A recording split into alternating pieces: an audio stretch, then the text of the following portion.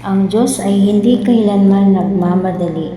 Ang mga pagkaantala na dumating sa iyong buhay ay hindi sinisira sa layunin ng Diyos. Sa halip, sila ay nagtutupad sa layunin ng Diyos.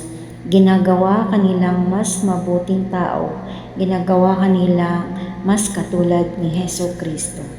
Ang mga mensaheng ito ay nagpapahiwatig na ang mga sandaling tila hinto o pagkatalo sa ating buhay ay hindi mga aksidente o pagkatalo.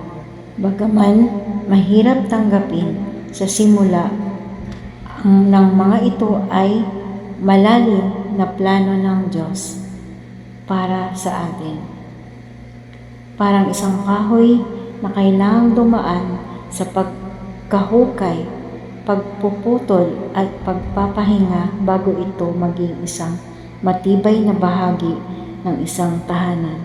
Tayo rin ay kailangang dumaan sa mga pagsubok at pagkaantala para tayo'y hubugin at gawing mas katulad ni Hesus, mas mahinahon, mas maunawain, mas matatag at mas handang maglingkod sa iba.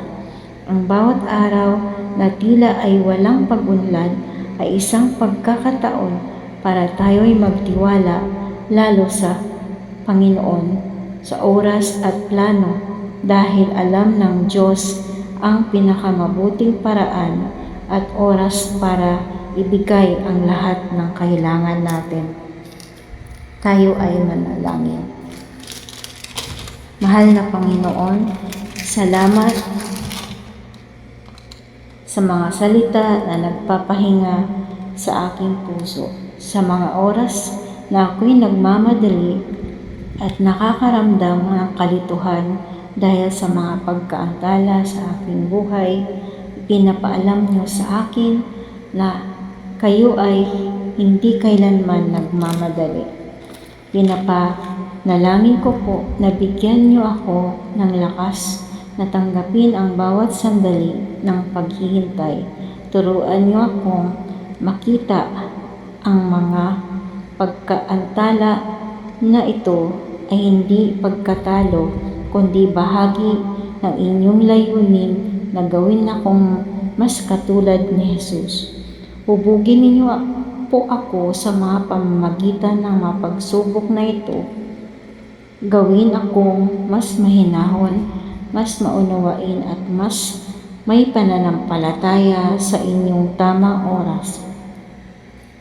Lagi niyong alalayan ang aking isip at puso upang hindi ako mawawalan ng pag-asa.